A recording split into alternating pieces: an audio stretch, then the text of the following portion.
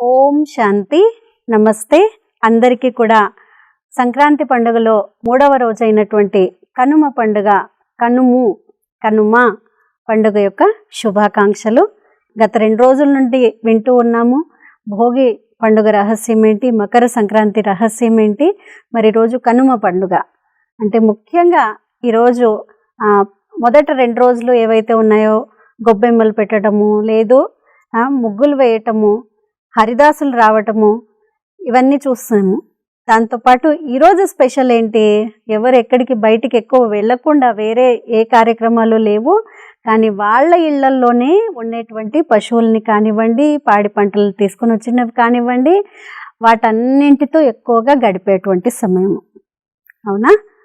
వాస్తవంగా కనుమ పండుగ ముఖ్యంగా మనకేం నేర్పిస్తోంది అని అంటే, ప్రకృతికి ఏ విధంగా మనం థ్యాంక్స్ చెప్పాలి. ఎందుకు అనంటే, ఈ పండుగ వచ్చే సమయానికి మొత్తం పాడి పంటలన్నీ అంటే పంటలన్నీ ఇంటికి వస్తూ ఉన్నాయి. రైతు ఇల్లు నిండుగా ఉంది. సో ఈ రైతు ఇంటిని నిండుగా చేయడానికి ఎవరు ముఖ్యమైన కారణము? వాళ్ళకు ఉపయోగపడినటువంటి పరికరాలనండి, ఆయుధాలనండి, దాంతోపాటు పని చేసేటువంటి వాళ్ళు కానివ్వండి, పాలేర్లు కానివ్వండి, కూలి వాళ్ళు కానివ్వండి, దాంతోపాటు ముఖ్యంగా పశువులు. అవునా? సో ఆ పశువులకు కానీ, లేదు ఆ పాలేర్లకు కానీ, పని వాళ్ళకు కానీ, కూలీలకు కానీ, ఆ పనిముట్లకు కానీ అన్నిటికీ ఒక విధంగా థ్యాంక్స్ చెప్పేటువంటి పండుగే ఈ కనుమ పండుగ.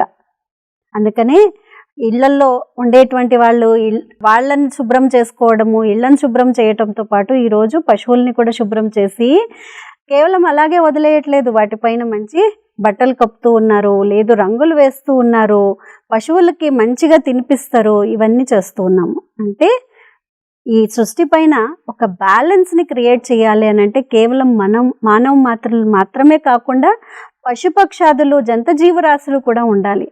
సో వాటిని కూడా చక్కగా మనము ఉపయోగించుకోవడానికి గుర్తుగా, వాటిని కూడా సమానంగా చూసుకోవడానికి గుర్తుగా ఈరోజు మనము పశువులకు కూడా ఆ విధంగా చేయడం జరుగుతుందన్నమాట. అందుకనే హరిదాసులు కానివ్వండి, లేదు గంగిరెద్దులు కానివ్వండి, అంటే సంతోషంగా ఉండటానికి గుర్తుగా ఈ విధంగా జరుపుకుంటూ ఉన్నాము. కానీ ఒక రకంగా నెగటివ్గా కూడా కొన్నిసార్లు పందాలనండి ఇవన్నీ చేస్తూ ఉన్నారు, లీగలైజ్డ్ అనండి, ఇంకా ఏమైనా చెప్పండి. కానీ వాస్తవంగా ఈ పండుగ రహస్యము థ్యాంక్ఫుల్ టు ద నేచర్. ప్రకృతితో ఏదైతే నేను పొందుతూ ఉన్నానో, ఈరోజు ఈ కలియుగంలో అంతిమ సమయంలో తమో ప్రధాన ప్రకృతిలో కూడా ఇంత బ్యూటీ ఉంది. మనకు తినడానికి, తాగటానికి, ఉండటానికి గాలి, వాన, నీరు, నిప్పు, లేదు పంటలు ఇన్ని ఉన్నాయి అని అంటే ఎంత థ్యాంక్స్ చెప్పాలండి. 3 పూట్ల మనం తినగలుగుతున్నాము ఈరోజు అని అంటే ప్రకృతి మనకి ఎంత ఇస్తోంది. సో ప్రకృతిని పాడు చేయకుండా, లేదు చెడుగా ఉపయోగించకుండా మళ్ళీ ప్రకృతికి మనం అందరము దగ్గర అవుదాము. మీరు ఏ కార్యమైతే చేయగలుగుతారో, ఒక మొక్క నాటగలుగుతారు, లేదు ఒక పక్షిని మంచిగా పెంచగలుగుతారు, లేదు ఒక ప్రాణిని మంచిగా చూసుకోగలుగుతారు, ఏదైనా చేసి ప్రకృతికి దగ్గరగా ఉన్నప్పుడు దాని ఆనందమే వేరుంటుంది. మీ అందరూ కూడా ఇలాంటి ఏదైనా ఒక మంచి పనిని చేసి ఆనందంతో ఈరోజు ఉండండి.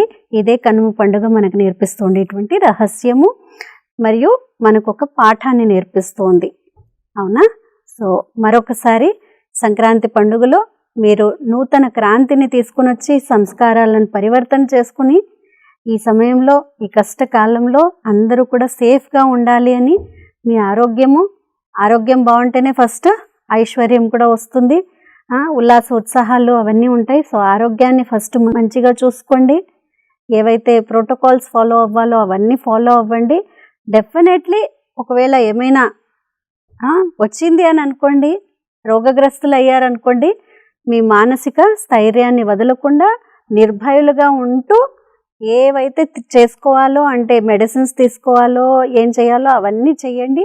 ఎప్పుడు భయపడకండి. భగవంతుడి యొక్క తోడు తప్పకుండా ఉంటుంది మీరు ఒక ధైర్యం యొక్క అడుగు ముందుకు వేసినట్లయితే. అవునా? మీ అందరికీ మరొకసారి సంక్రాంతి కనుమ పండుగ యొక్క శుభాకాంక్షలు. ఓం శాంతి.